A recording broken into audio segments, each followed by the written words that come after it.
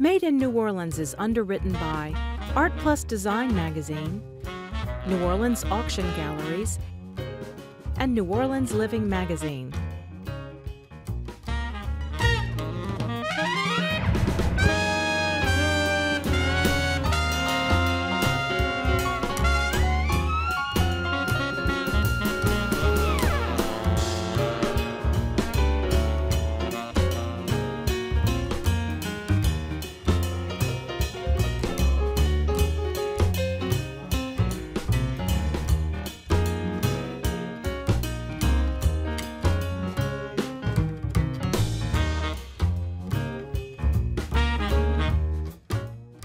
Hi folks, I'm Steve Martin, and welcome to Made in New Orleans.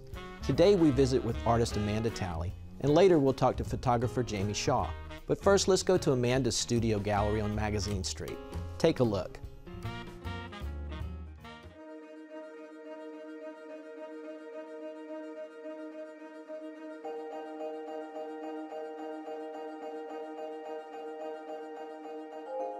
I've painted for a really long time. I started taking private oil painting lessons when I was in 6th grade, and so that was kind of where it was set, and then I continued to paint and never stopped from then on.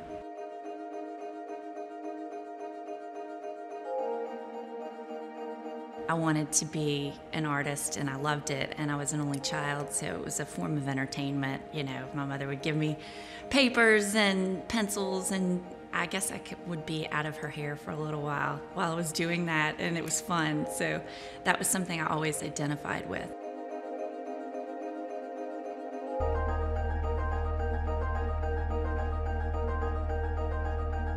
I kind of realized at a young age that you got to get your technique before you can get to the point where you have your own material. And so I think working on your basics, being able to paint, you know, still life painting, being able to paint people in a setting, all of that influences my work today in terms of light and dark, in terms of dimensionality and all of that sort of thing. I don't think my work would be as successful today if I didn't have those basics, you know, of drawing in reality to turn to abstraction now.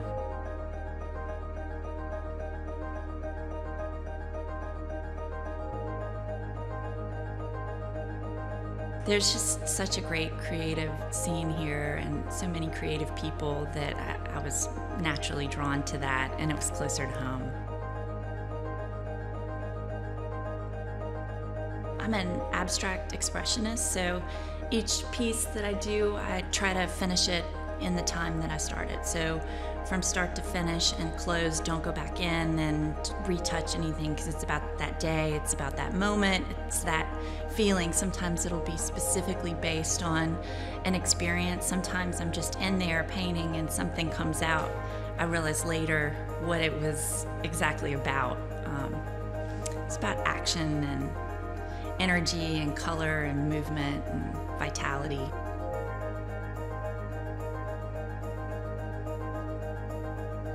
I guess it's always, you know, flattering when people are interested in what it is that you do. I feel like the work is very strong with color and line, and it was, you know, getting it out there was so great because it's something that people could identify.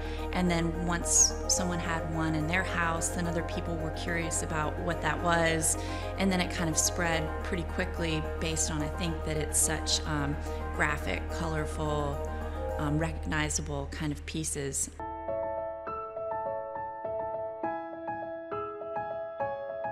And again, every time a piece is in someone's house, that's something that they look at, and I'd like for it to be something that uplifts them, and the energy that was made by creating it, it's something that's translated, and they feel that when it's in their home, that vibration of color and line.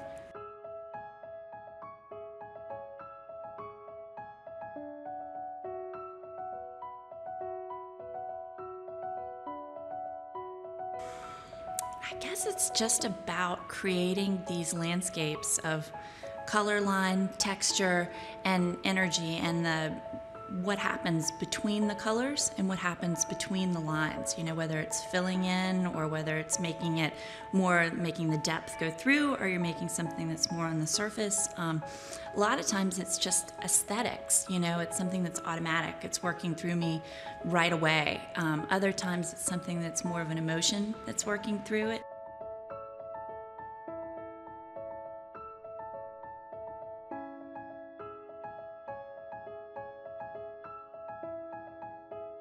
Lately I've been looking into crop circles and things like that. You know, are these maps of certain things that, you know, what is the meaning that other people get from them? Is it the same as what I'm putting forth? It's interesting to see what people, you know, figures and forms that they'll point out and different ways that people are feeling as opposed to what it is that I'm creating. It's always interesting.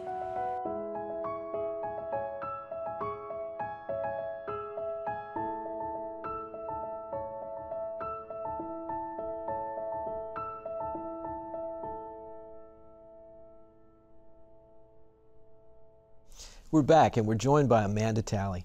Hey, Amanda, how you doing? Good. How are you? It's good to have you in here today. Thank you. Why don't you tell us a little bit about how you got started as an artist? I started taking private art lessons from a couple in Baton Rouge, and then kept painting from there. Painted in high school, majored in painting in college, and then got a master's degree in college, and moved to New Orleans after graduate school. Right. And New Orleans is a pretty welcoming place for an artist, right? It really is. I mean, I just wanted to be closer to home, but I didn't necessarily want to be in Baton Rouge, so this was looking back, it was an ideal choice. Yeah. Well, tell us a little bit about your art, you know, maybe not so much the inspiration, but just how you do it. Well, I'm an action painter, so I finish everything in the time that I start it. I just guess in some ways I'm kind of a channel. Things just work through me. I don't restrict myself to color or anything when I start. It's kind of whatever I'm feeling and that I'm drawn to, that's what I work with. Right.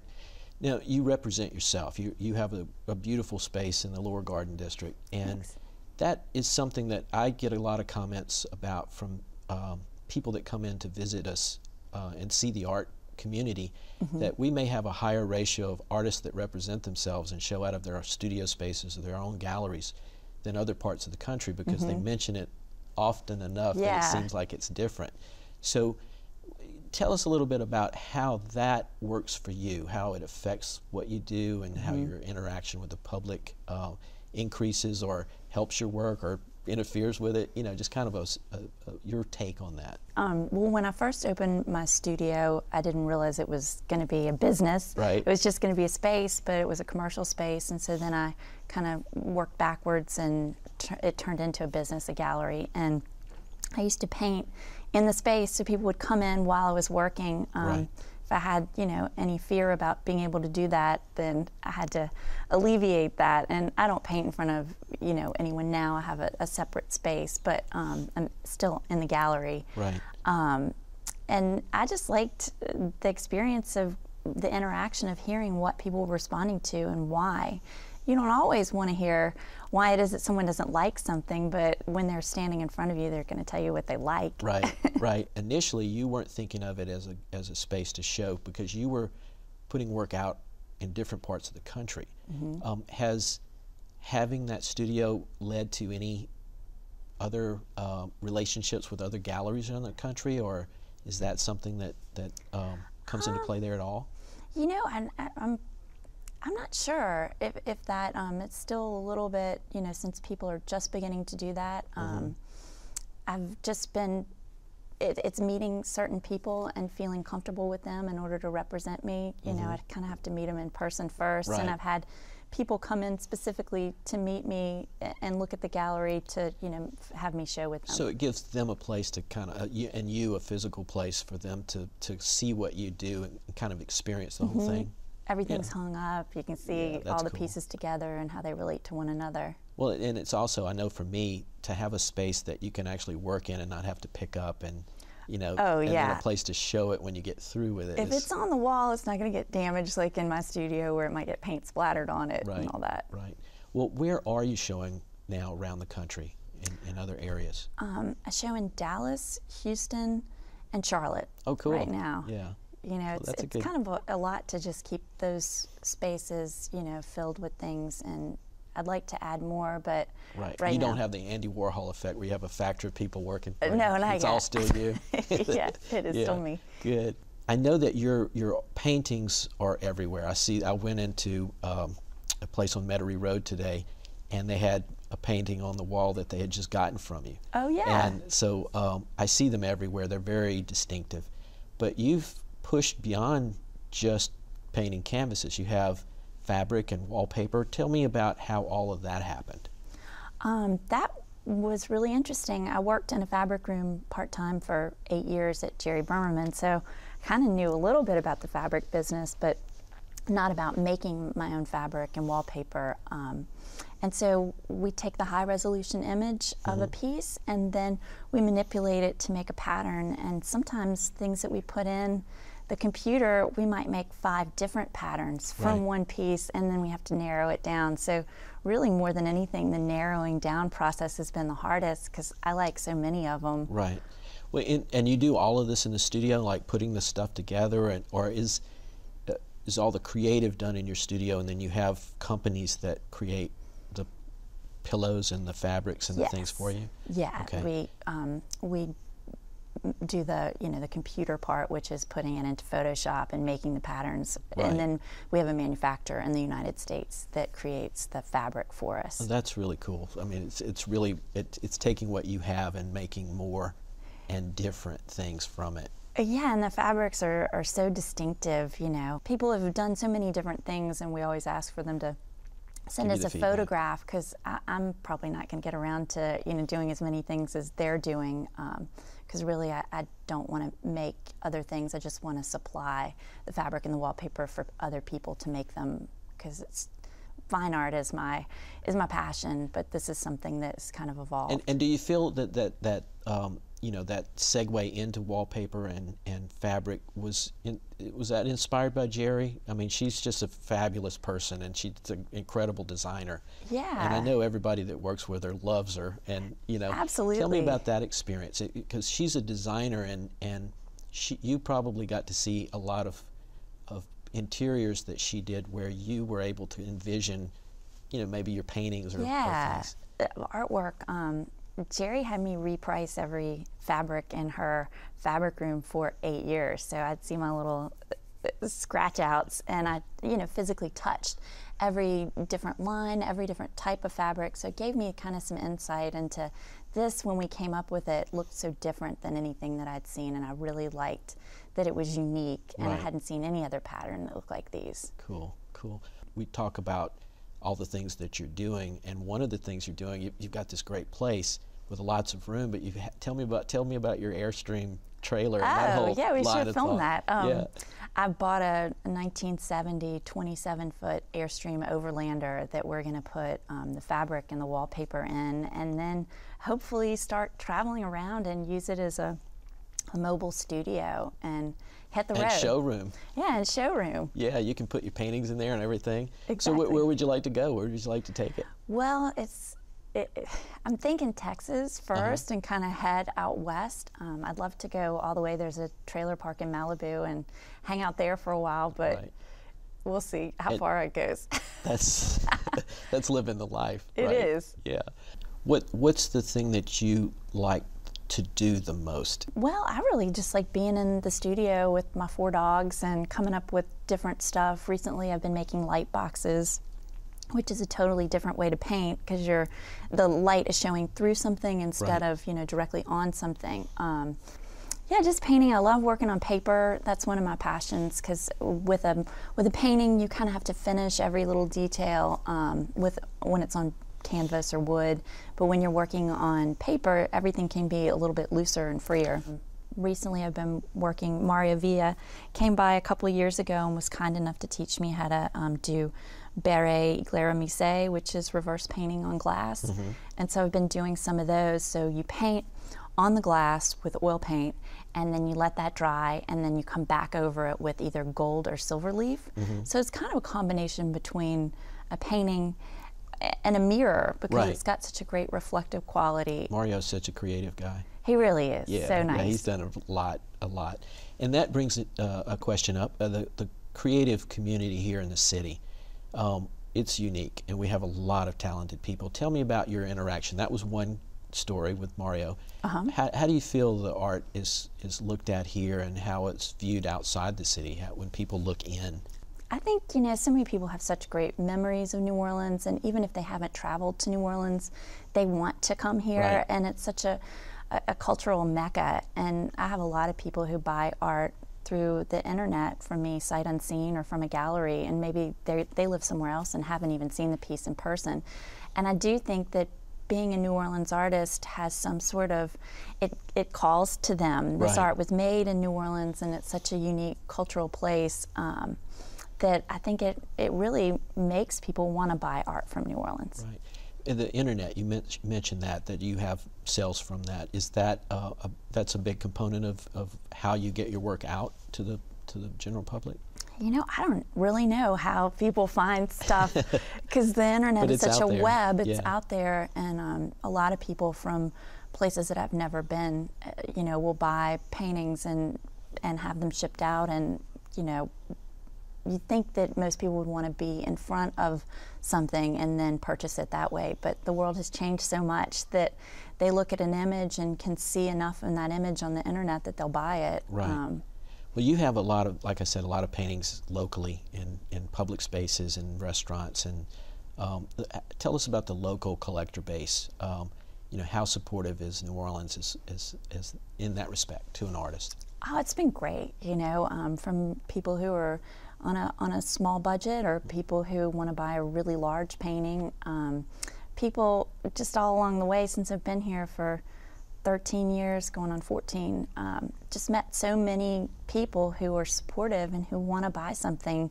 You know, they want to get a small piece, and people in New Orleans are, and maybe other places too, but my only experience is here, Right. they really like to collect art. Yeah. And it doesn't matter how big or how small, they want to add to their collection, and they want to, and it's smart, because it's only going up in value when you buy an original piece of art from someone. Right. How do they get in touch with you? Where do they find you? Where's your studio located? What's your website? I'm on magazine at Terpsichore and the Muse of Dance, and I have a website, which is amandatalley.com, and you can look us And up or come everybody's by. welcome all the time, right? Everybody's welcome all the time. I have a little sign on my door that says by appointment or by chance. So Yeah. if we're not there, make an appointment. But most of the time we're doorbell there. and you Ring the might be in doorbell. back. Yeah. Okay. Amanda, thank you so much for coming in tonight. Thank you. It's been a pleasure. And Thanks, we're Steve. going to break away and be right back.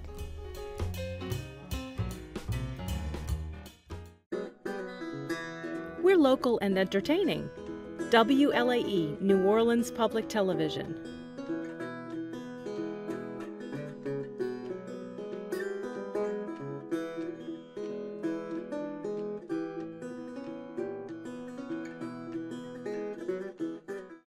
In the search for beautiful people, music that moves, and real culture, America, there's only one LA Coast.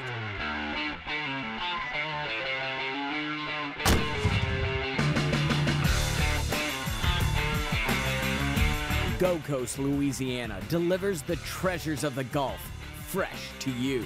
I think we need a bigger boat. Sundays at 8:30 p.m. on LAE.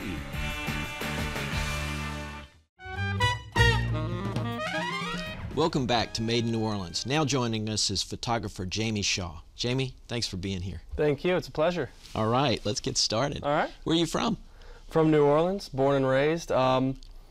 I grew up on the North Shore, though, over in Mandeville, so I've largely led a sheltered life until coming here. How did that influence you, your going into photography, or did it?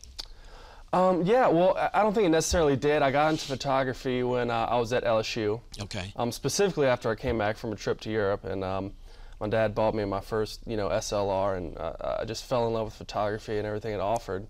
And then moved to New Orleans after I graduated from LSU, and obviously that opened up just a whole nother world, Right. as New Orleans has just got to be one of the most photogenic places on earth. So Right, a lot of characters. Yeah, a lot of characters. It made it easy for me. So. Right. Now, you went to LSU. Did you study photography there?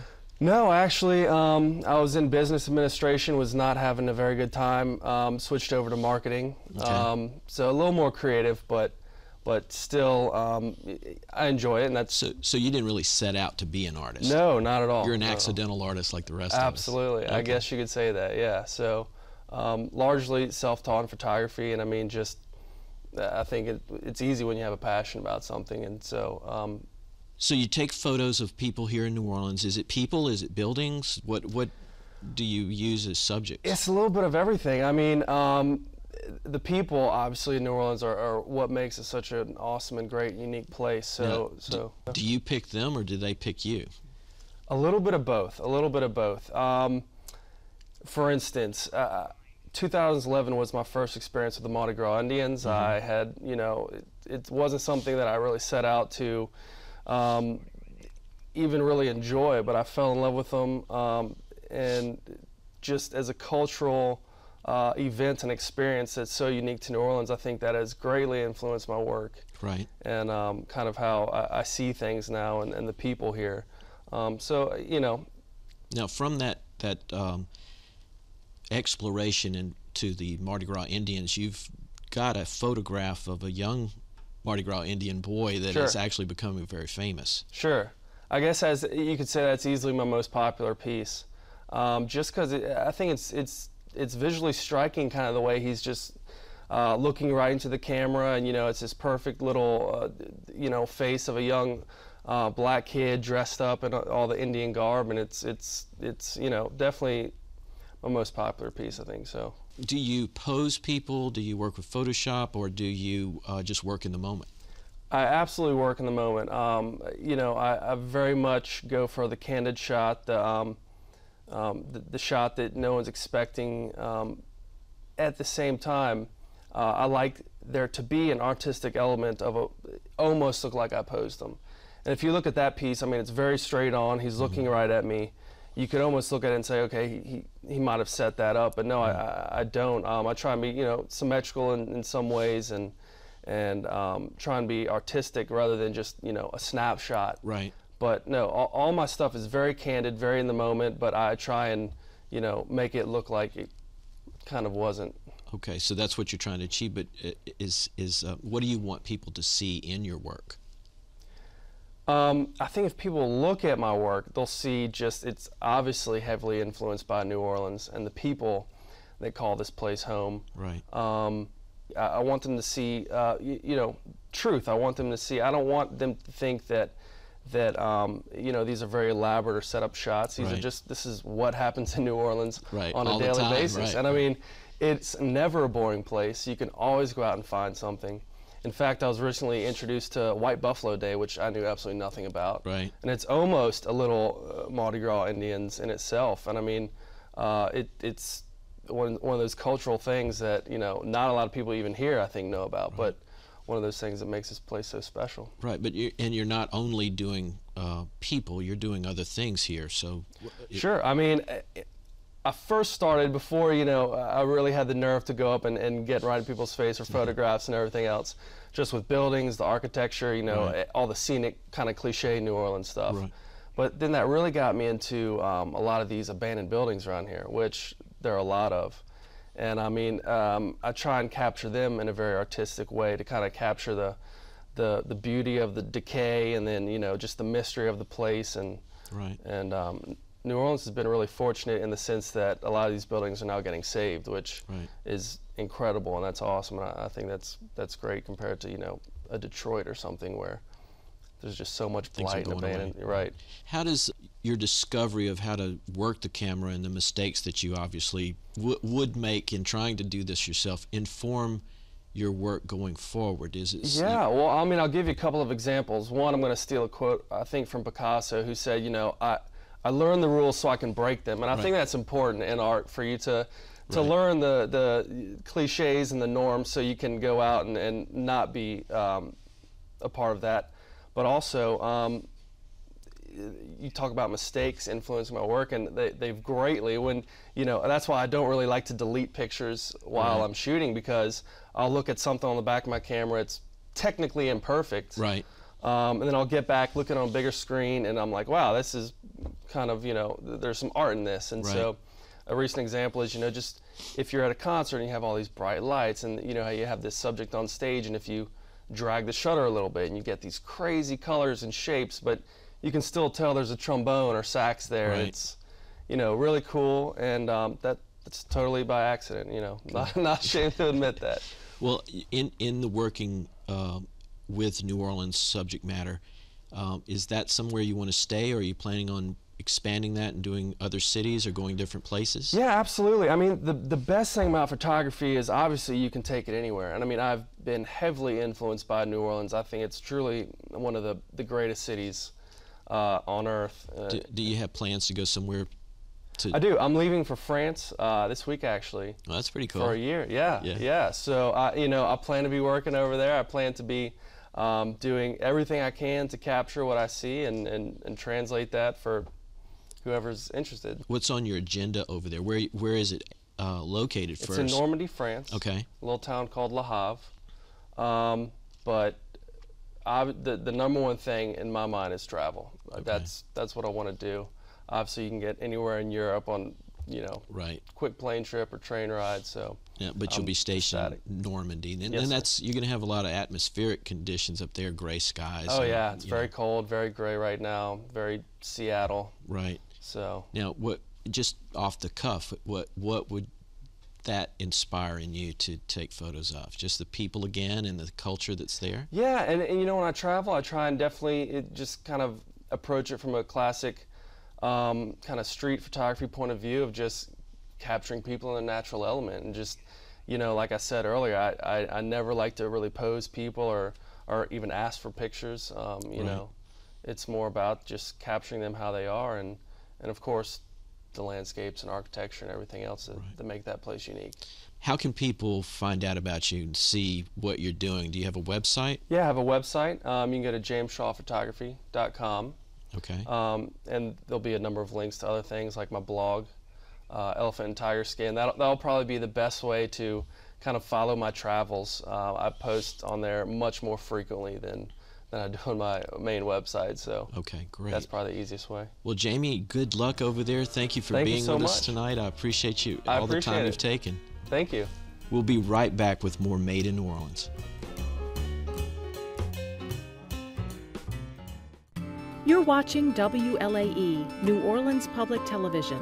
Find us on Cox Channel 14, Charter Channel 11 and 711, AT&T Channel 32 and 1032, Dish TV, Direct TV, and over-the-air broadcast on Channel 32. It looks like we've run out of time today. Thank you for joining us. I'm Steve Martin, and we'll see you next week on Made in New Orleans. Made in New Orleans is underwritten by Art Plus Design Magazine, New Orleans Auction Galleries, and New Orleans Living Magazine.